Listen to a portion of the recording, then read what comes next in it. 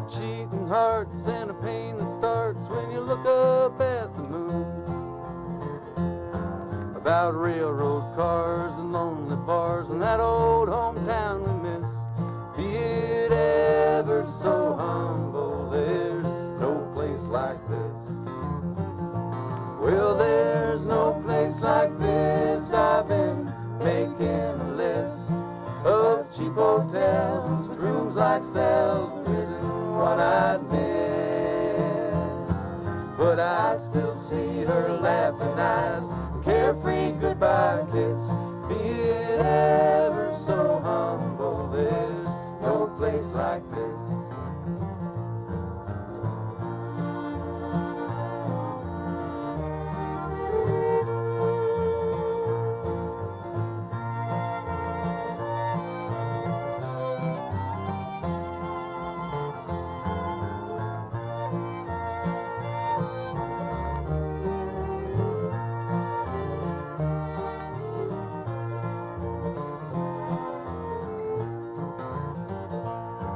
An empty bed, a roof overhead, that's what my world's come to. I got just enough space so I can pace and think all night about you. You take your one-room shacks the wrong side of the tracks, but still I must insist. Be it ever so humble, there's no place like this. Well, there's no place like this. I've been making a list of cheap hotels with rooms like cells. There isn't one I'd miss, but I still see her laughing eyes and carefree goodbye kiss. Be it ever so humble, there's no place like this.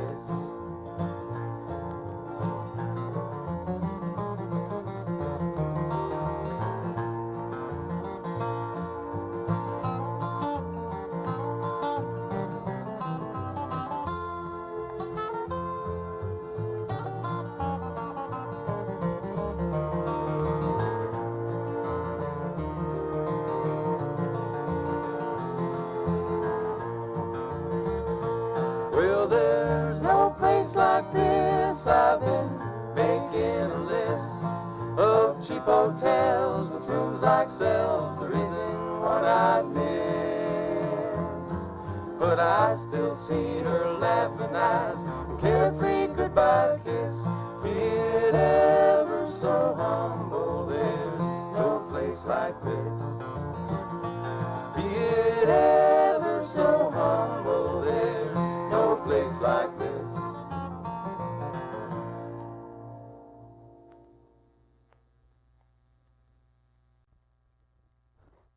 Ballad of Yukon.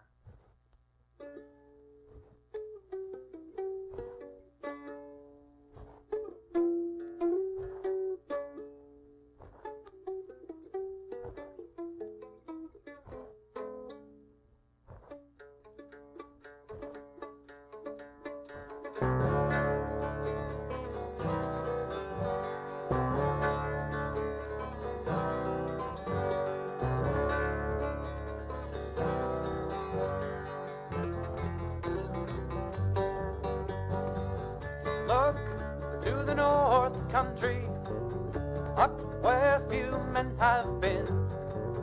Listen there in the virgin country, there's gold upon the wind. And the wind blows across the countryside, spreading the word both far and wide. There's riches here for the taking, the dreamers are waking to the cry. Lift up my feet and I'm moving along, be by horse or by ship or by train. The golden hills at the end of the trail resound to the sound of my name. Up through the coastal mountains, the cold wind blowing at my back. Pull my coat around my shoulders, 'twould be a sin to turn back. Look at all those eager faces, drained empty from the strain. A pick in one hand, a pan in the other, with metal more precious than grain. feet and I'm moving along, be by horse or by ship or by train. The golden hills at the end of the trail resound to the sound of my name.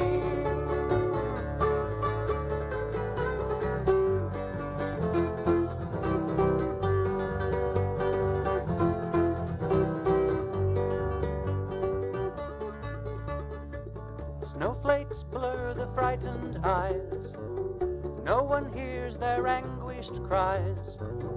All alone in their last hour, the golden nectar turning sour.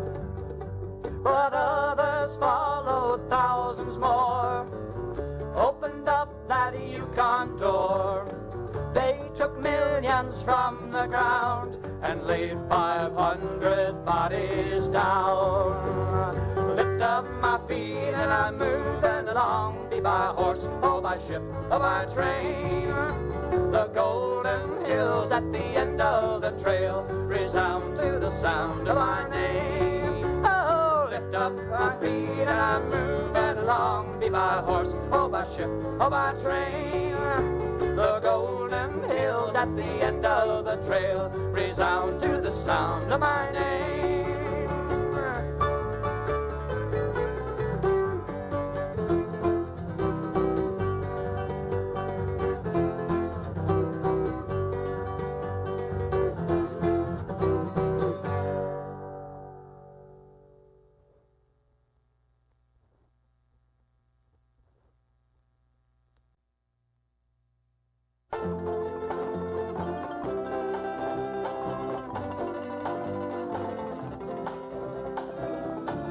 Alaska's bounty long has been the natural home of mighty men. Men of vision, strength, and heart. They come and stay, the rest depart.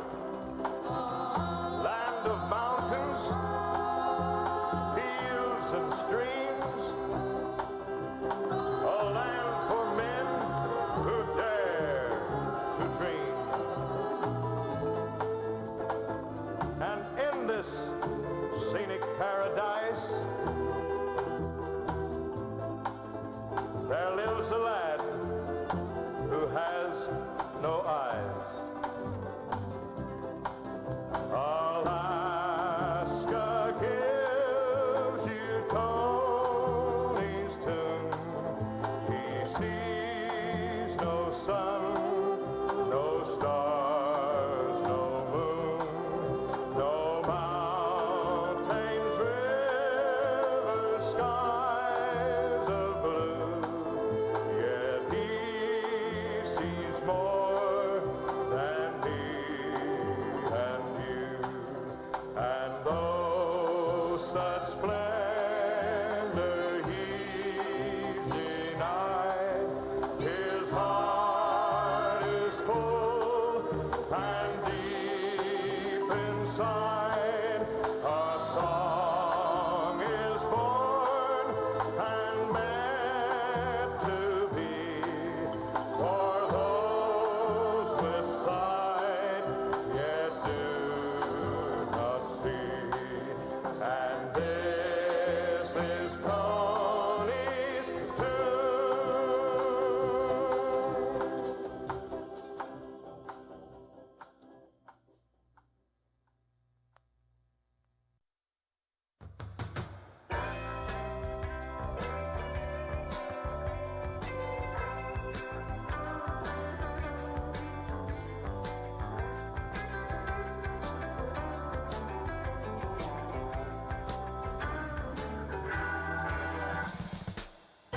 Sitting here, unable to think. I wonder where the good times went. Playing cards and dominoes. I don't have any place to go. At 3 a.m. on a Sunday morning, I got robbed without any warning. 3 Monte Carlo. Came to steal, not to borrow. Jail cell door. Oh no, don't close that door. Jail cell door. Jail cell door. I let loose with my 44 to recover my money, not even the score. That great big piece with a great big bore caused the clanging sound of my jail cell door. Yes, my jail cell door. Save my soul from the jail cell door.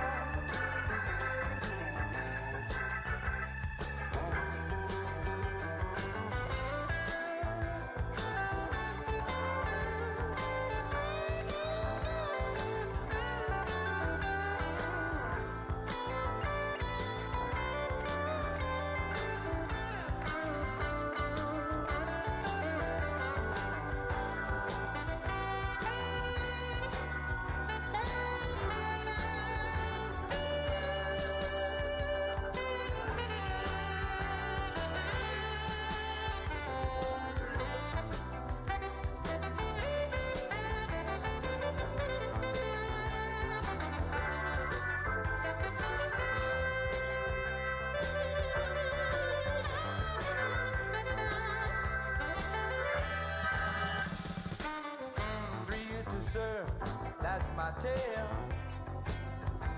Sit in a cell, no fine or bail. Sitting here, unwilling to think. I wonder where the good times went. Yes, a jail cell door. Save my soul from the jail cell door. Don't close the door. Oh no, don't close that door.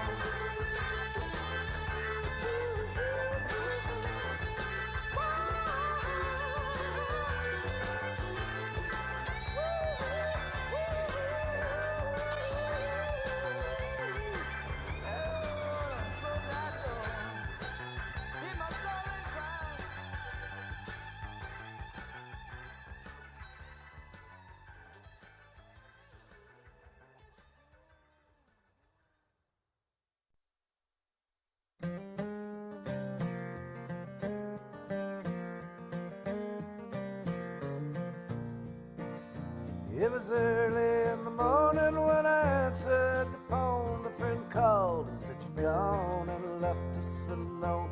I held the receiver in my right hand. I didn't know what to say, I could just barely stand. Dumbfounded and numb, I felt the hand of death's cold grip disconnect all my senses just like a sinking ship. Just like a sinking ship, I felt myself go way down. I was gasping and grabbing and praying for high ground. I felt the pain of 1,000 goodbyes when you died. There was a vacancy, a void never to be filled deep inside. You never told me that you loved me, but I know that you did. Just like my own daddy did when he left when I was just a kid. When I was just a kid, it seemed to never fit in. I was always on the outside, always looking in. I really don't know what happens when you pass to the other side. I know what I've read, and some say it's a lie. Now I'm walking by faith, and I take that giant leap, and I'm off of my knees, and I'm back on my feet. And I'm back on my feet, and I'm back in the race, and I'm running like hell, and I don't want second place. So I'm walking alone late on this July day. You can see the sky turn black and a cloud burst 5 miles away. You can hear the rain pound the leaves of the cottonwood trees like a drummer pounds his drum in a classical symphony.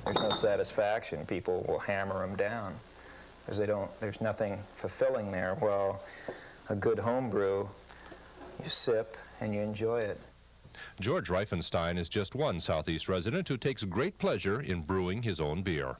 In addition to following recipes, little things make a difference in the final quality. First and foremost is getting things clean. The actual brewing begins with 1.5 gallons of water. To that are added the ingredients. The first is the wort. This will be the main flavor of the beer. This will be give it that wheat and barley flavor. Okay, now I'm going to measure the hops and add those to the brew. George uses about 2 ounces of hops, which, like most other ingredients, are ordered from outside. Okay. So then I'll add this in. And this, the hops, these are the bittering hops at this stage of the brew. They'll be in there the whole process. The hops, George explains, give the beer its pleasantly bitter taste and character.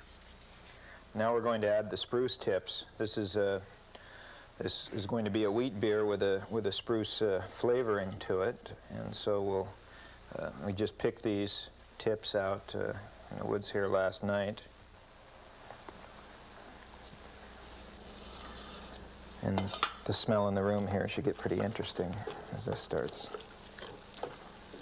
And you add something like spruce or ginger or anise. I like to put in sometimes star anise, just grind it up and put it in, is that you don't, on the initial taste, running it over your tongue, you don't pick it up. After you swallow, it kind of comes back and kicks you in the taste bud and says, hey, gotcha. Homebrew can be inexpensive once the equipment is bought. George's first beers cost about 9 cents a bottle. Now, using more expensive ingredients to produce import quality beer, it costs about 50 cents a bottle. Labor, of course, is free. At this point, I'm going to put in the Irish moss. And Irish moss is a seaweed. And you put in about a teaspoonful. And what it does is it settles out the proteins, and it will give you a much clearer product. You boil these for roughly an hour to break down the starch content into sugar so it's ready for fermenting. And then we will add this to about 4 gallons of cold water. This is the tricky part. Following this mixing, George filters out the remains of the spruce needles and hops that had been added earlier. If he didn't, the final brew would be cloudy, and that would detract from its visual appeal. The next task is to get the liquid's temperature to just under 70 degrees. When that's done, it's time for one of the last steps in the brewing process, adding the yeast. And then the yeast is just this fine little granules. This is an English ale yeast that's imported. And you just sprinkle it around the top. This will become a living organism very shortly, and will be doing its thing. In fact, by morning I'll see a little bit of action, and by tomorrow night it should be really going. This fermentation process continues for 7 to 10 days. Finally, the brew is siphoned out of the fermenting container. As with each step, some care is taken. You try not to get too much air into it, like you don't just let it splash in there, because the air mixing into it, you're liable to mix in some undesirable spores or whatever. The evidence of the yeast's action remains around the top of the fermenting bucket and the bottom. As it completed the fermentation process, it sank to the bottom of this fermenter, and then you can see down there where it's settled out. At this stage, the brew is primed by adding a mixture of corn sugar and water. George calls this the sugar kick. What it does is add carbonation. The more that's added, the more bubbly the brew. This is the priming. This is the corn sugar and water mixture. To this point, George has invested about 2.5 hours total time for cooking and cleaning. Finally, he can start getting a feel and a smell for how this batch is coming along. Looks good. And then he's ready for the last step, the bottling.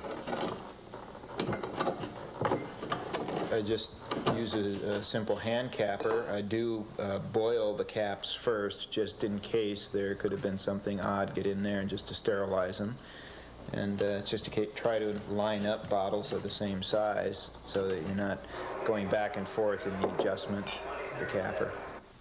George says there's a lot of home brewing going on in Southeast, and particularly in more remote communities where transportation costs are higher. That's probably where some of the better brews in Southeast are made, or in these very small communities where the delivery is that much more difficult, and you're paying so much more for the weight. You can just brew such good beer yourself.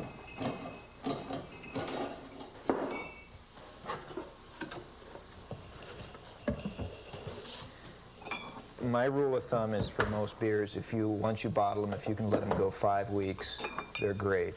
Too many people will taste them in 3 weeks, say this is great, and they share it with everybody, and it never reaches the full potential. It just gets better with a few extra weeks. That's why on my label it says patience.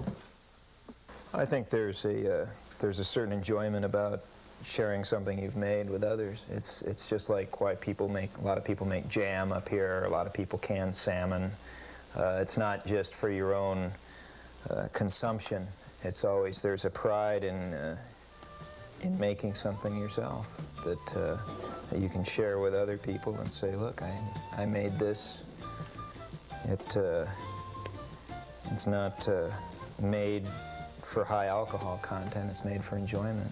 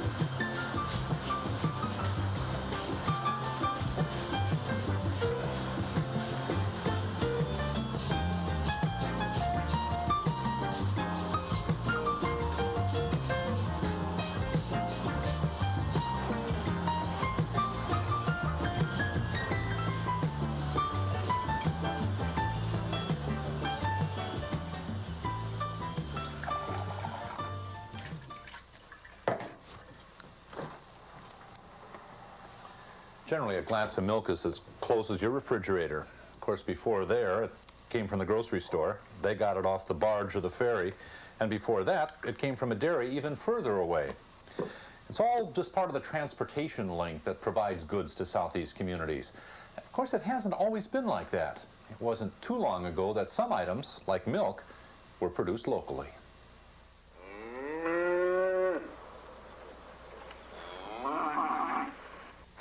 In earlier days, cattle were a common sight in downtown Juneau. Some were the family cow. Others made up the herds of several larger dairies. The Smith Dairy, or the Juneau Dairy as it was known in earlier years, was the largest, with about 200 head of cattle at its peak. Now, all that remains are lots of memories and a shopping center where the barn stood. However, a few barns from some of the other dairies remain, like this one, built by George Danner Sr., owner of the Mendenhall Dairy. This is a barn. It was built in 1934 and housed about 34 head of cattle. And over here is the milk house, now the Southeast Veterinary Clinic. And over here was our home, the summer home, where we lived. Not far from where Kogi File lives is this barn, built by her grandparents, Albert and Jensine Peterson, in 1928.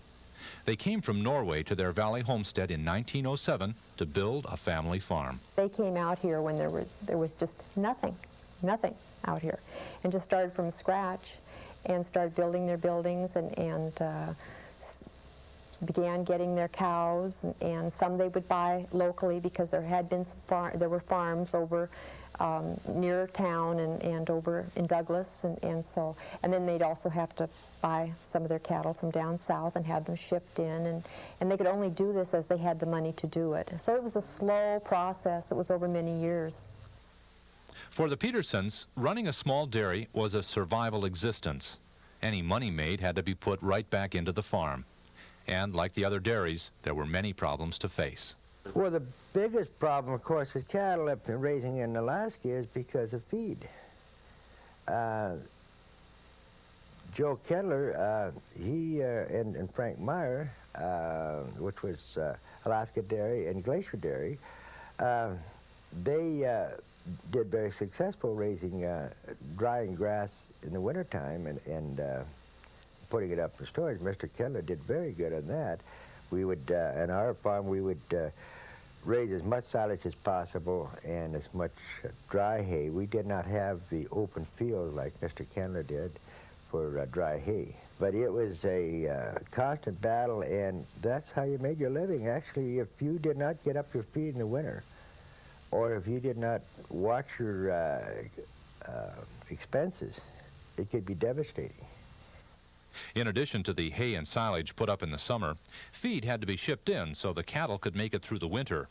Prior to 1940, a couple of the dairies found it easier to bring the cattle into town for the winter, rather than taking the feed from the downtown docks to the farms along Glacier Highway.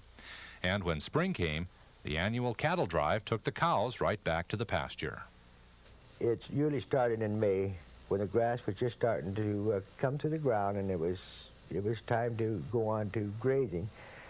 My father would call everybody that lived out Glacier Highway that had a phone, or else stop by and say, Mr. Jones, next Saturday we're going to make the move, the yearly move. And the old cows that were there, they knew exactly what was going on. They'd be right at the head of the corral gate waiting. As soon as you opened, they headed out for, and that was 9 miles that they walked. And they would be out there, about 3 o'clock in the afternoon. They would be finally out by Lemon Creek. And as soon as they got out where Switzer Creek area is, they would just let out a big ball and just start running, because the new grass was probably up about this high right close to the road. And of course it was just like candy to them. Milk production would almost increase 50% in one night. During the 20s and early 30s, a customer could choose from half a dozen or more sources of fresh milk. But getting the milk to the customer had its problems. My grandfather would, at times, would take the milk into town by boat. He'd bring his boat up the river, Mendenhall River. He had a boat. And then they also took it by horse and buggy. And then once the road reached the other side of the river, they got a car and took it in to town to sell their products.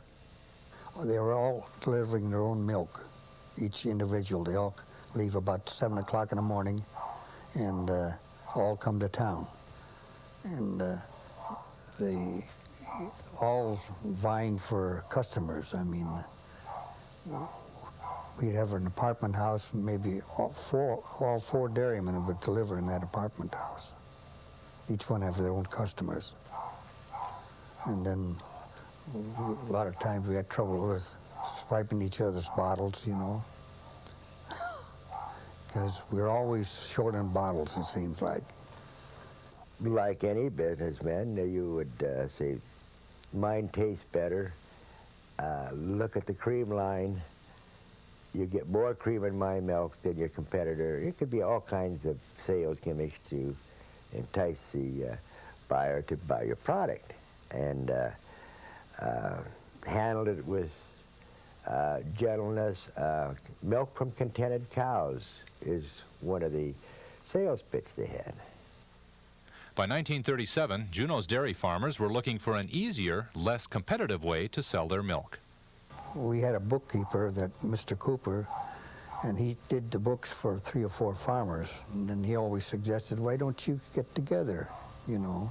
He said that you're delivering milk separately, you know, and all that expense, and bottles and bottling, why don't you get together and form a co-op and do it all together and as one unit to, you know, deliver the milk, do the processing and stuff like that, and all you do then is bring the milk to town, and they did that.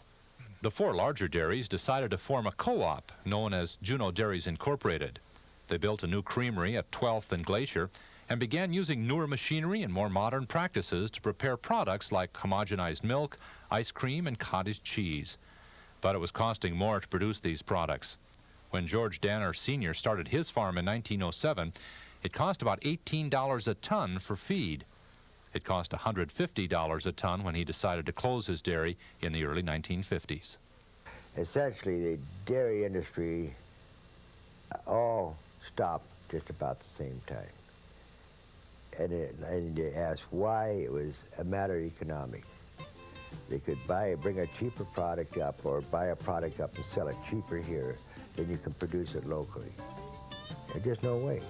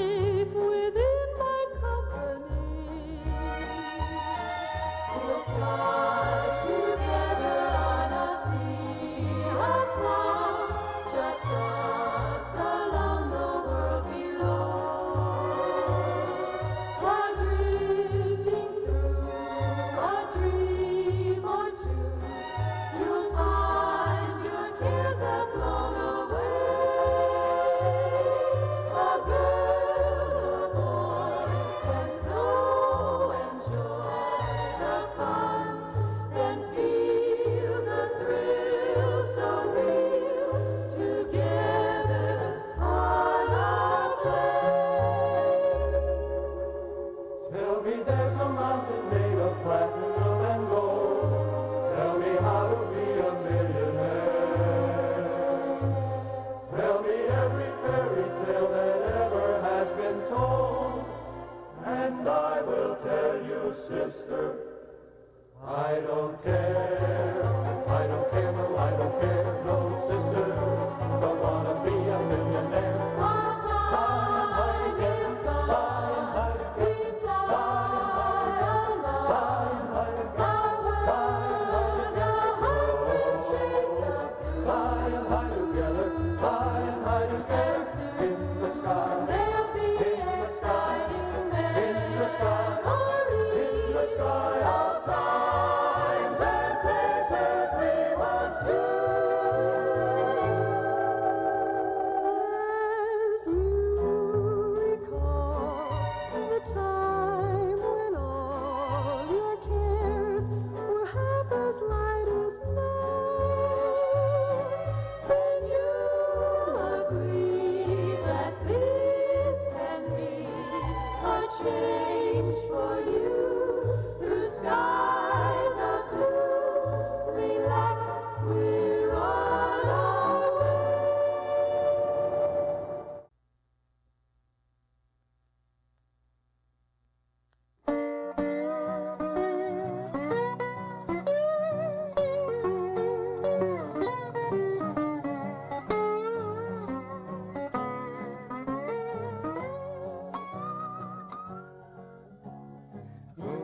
moonlight.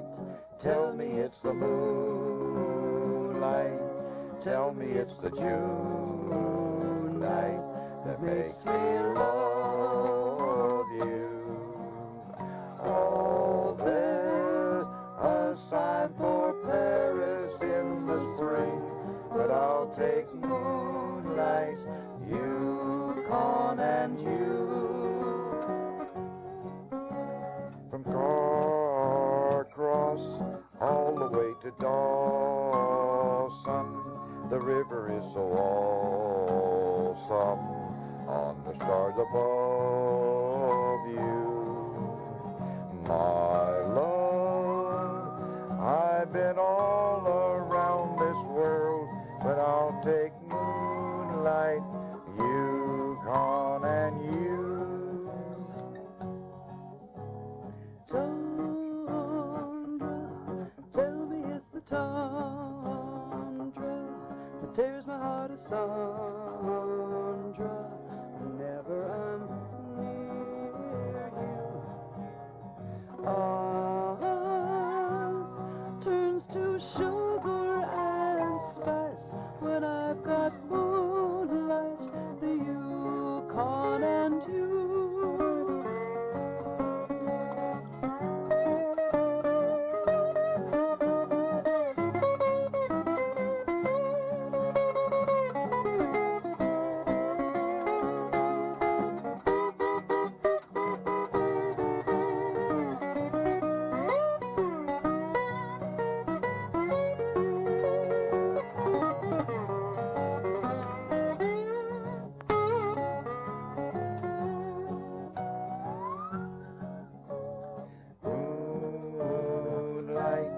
Tell me it's the moonlight. Tell me it's the June night that makes me love you. Oh, there's a sign for Paris in the spring, but I'll take moonlight, Yukon and you. I'll take moonlight, Yukon and you.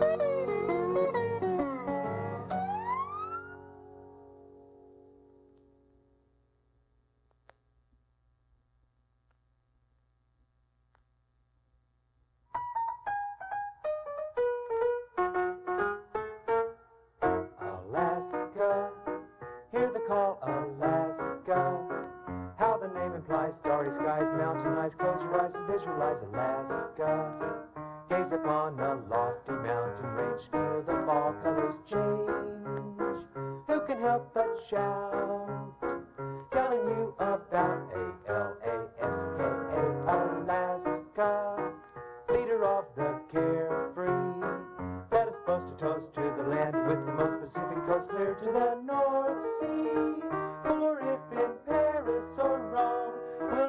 of Fairbanks and Nome, because Alaska, Alaska's our home. On the autumn night, see the northern lights cast their colors high across the Arctic sky, grip the land and then it grips hold of you.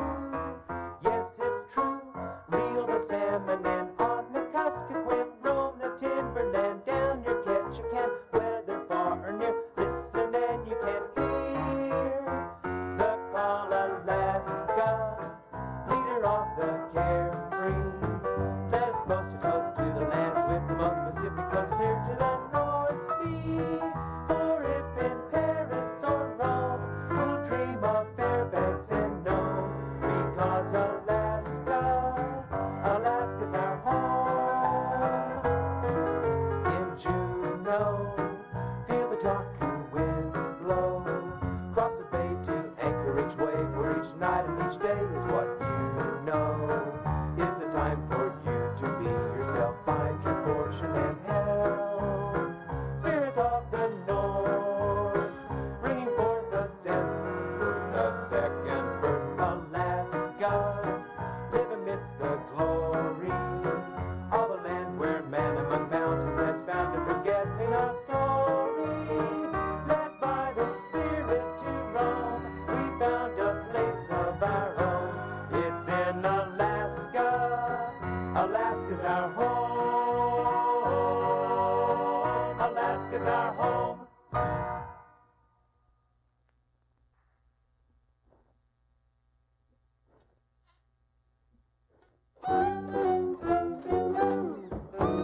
Oh, I have waited so long, I hardly know what to do. I remember the smell of the diesel and fish, but I can't say the same for you. It's been a long time coming, but you don't have to fear. Life may be rough on the fishing grounds, but you don't need no permit here. So bring your boat to Taku-TV, lay those pretty kings at my door. When you climb my stairs, take off your boots, honey, you know what I'm waiting for. So bring your boat to Taku-TV, well, I'll keep you coming back for more. Put on your smile and stay a while, honey, you know what I'm waiting for. When the southeast winds begin to blow and you're in your bunk all alone, wouldn't you rather be with me than listen to those creaks and groans? And on a foggy harbor day when the evening begins to fall, wouldn't you rather hold a real live woman than to stare at photos on the wall? The only thing I do not like about working on a fish pie scow is the feeling of wait and anticipate. Don't like it no way, no how.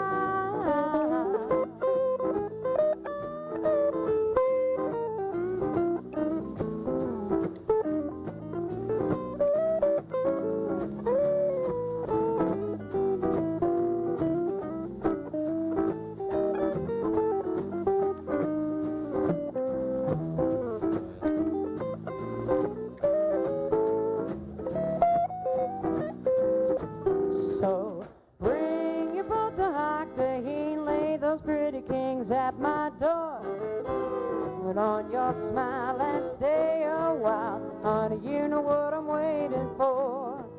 Put on your smile and stay a while, honey, you know what I'm waiting for.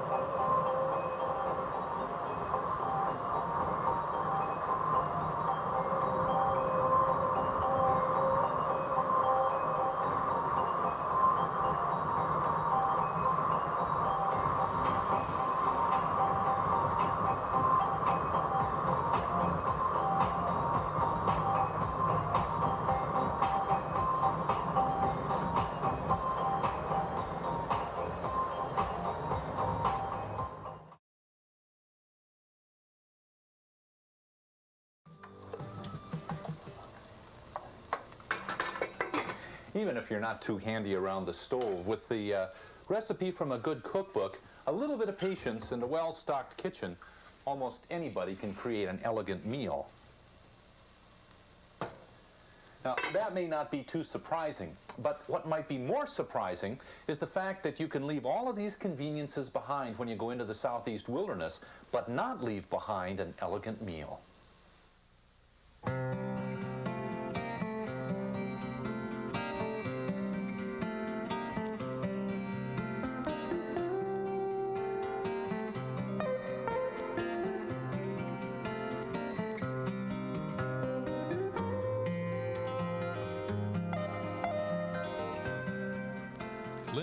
Takes great pleasure in wilderness paddling during the day and fine eating during the night, both for good reasons. You don't want to spoil the mood. You want the quality of the food to match the quality of the experience, or to enhance it if possible.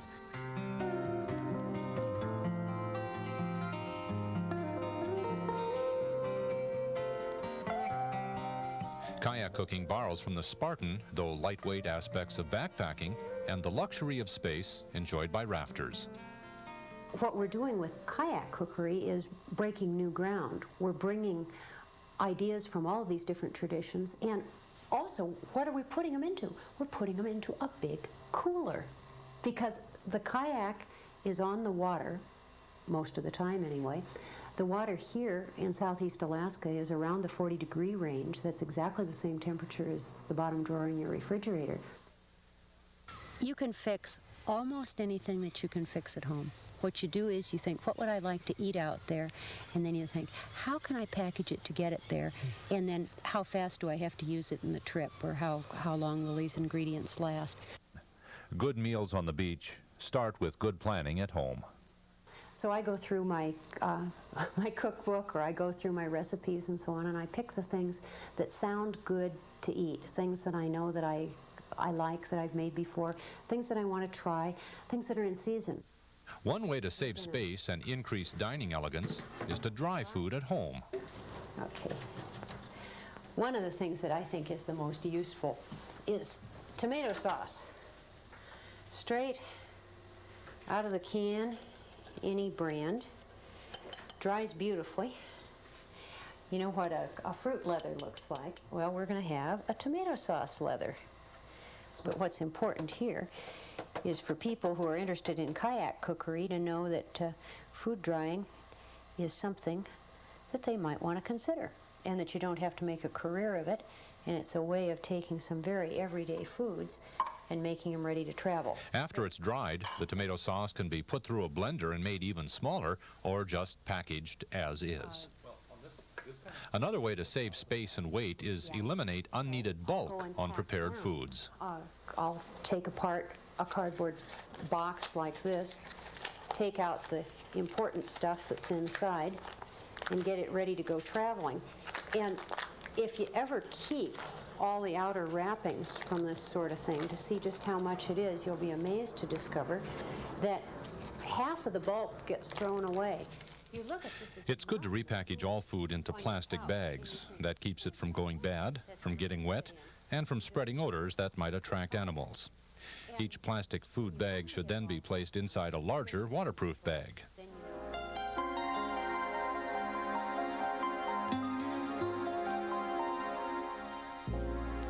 I can carry enough food for one person for a month in my boat, and carry my tent and my sleeping bag, pad, and all my other gear. The food is organized at home, so it's easy to find on the trip. That means putting all the breakfast food in one waterproof bag, all the lunches in another, and so on.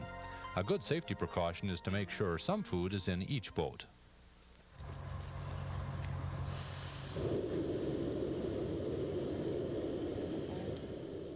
For this meal, Linda's going to make spaghetti for the main course and a cheesecake for dessert.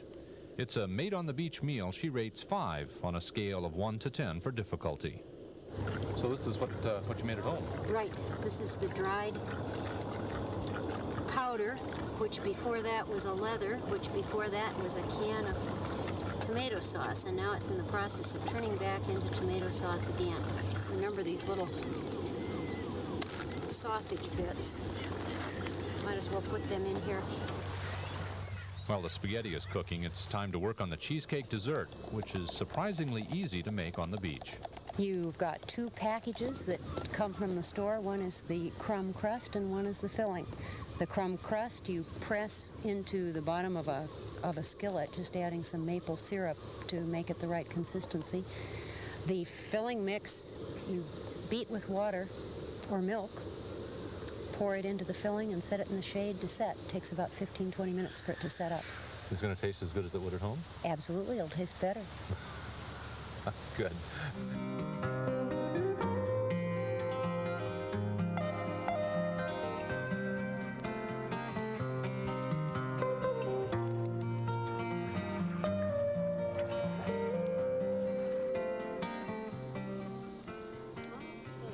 Our spaghetti is just short of done. Our spaghetti sauce goes on for the final A little bit more simmer there? round. A little bit more simmer. That's looking good enough to eat, isn't it? You think so? You're game for this. Go out on a limb here and try a new adventure in outdoor eating. Yeah, this is what we're waiting for. Want to try that little guy and see if he's fully reconstituted yet? Does it taste like a sausage? I thought it was a cantaloupe.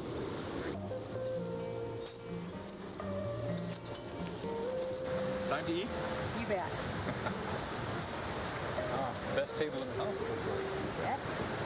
Look at that view. Yeah, not too shabby.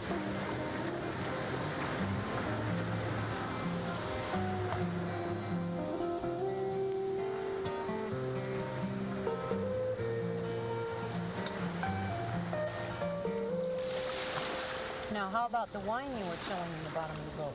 Oh, it was the wine you were chilling in the bottom of your bowl. Did we make one mistake? We're ready for the last course here. That was a We're great ready supper. for the last course. Well, thank you. Now, getting it out of the pan is always interesting. Boy, that's set up beautifully. Now, wouldn't you say this just about serves 4? I thought it served 2 and you were finished cutting right there. What? That's round 2.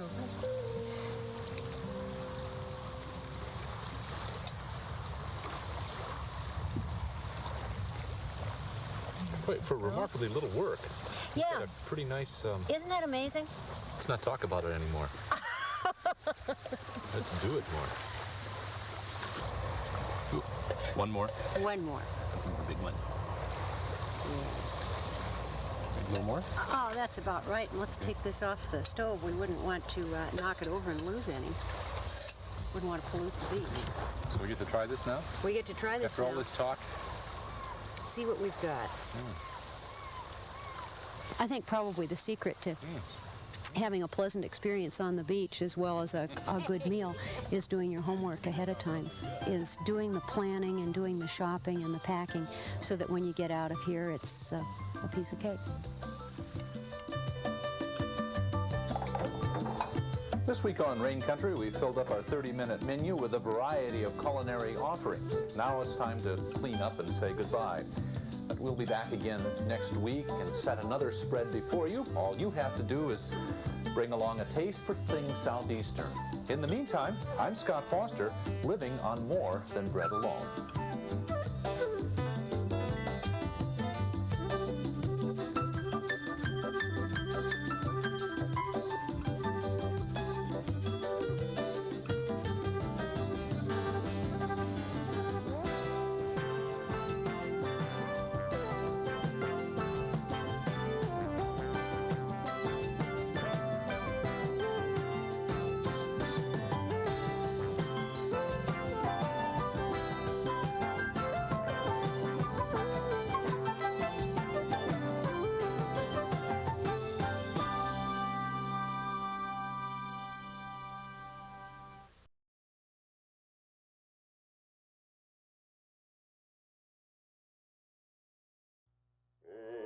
Stars of